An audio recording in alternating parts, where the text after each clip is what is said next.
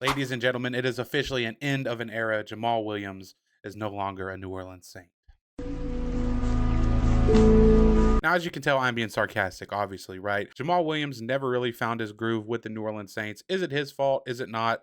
Who knows? But I think it really points at the bigger problem. And that's just dumb decisions being made by the front office in the New Orleans Saints. I seen this Jamaal Williams news yesterday, right? I was going to just let it go, whatever. But then I was thinking, why in the world did the Saints even sign him in the first place? I didn't understand it at the time, and I still don't even understand it now that he is not even on the team anymore. Now, Jamaal Williams obviously came into the league and he was with the Green Bay Packers.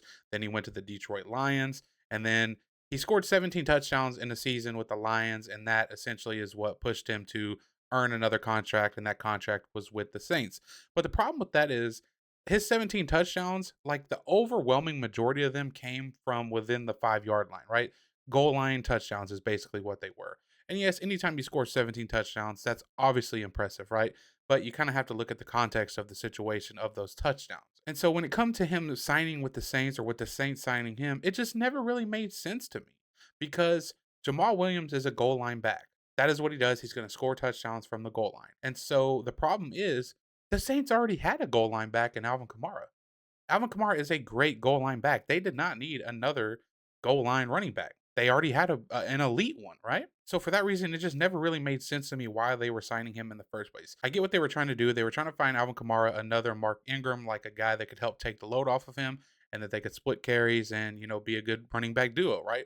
But that was just never the case. Jamal Williams was never going to be the guy to do that. So it just never really made sense. And on top of that, right, you hire this guy or you sign this guy that scored all these touchdowns in Detroit, and then you don't even really give him the ball in those situations on the Saints. Like between the Saints really not needing another goal line type of running back and them not even giving him carries at the goal line, this signing just became more puzzling to me as the time went on.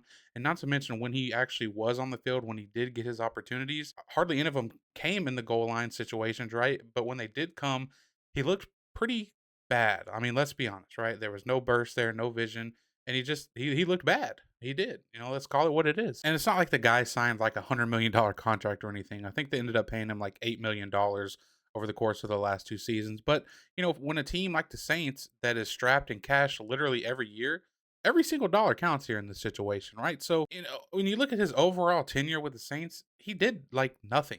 He scored 2 touchdowns. One of those touchdowns were when the team decided to go rogue against Dennis Allen and give him the ball on the fake knee down versus the Falcons, right? The one that Dennis Allen apologized to the Falcons for, that everybody, as if everybody didn't already hate the guy enough at that time. So 2 touchdowns in his entire tenure with the Saints. $8 million he was paid to do so. I'd say that's a pretty good gig if you're Jamal Williams. But listen, it's not Jamal Williams' fault that Mickey Loomis in the front office just completely whiffed on this one.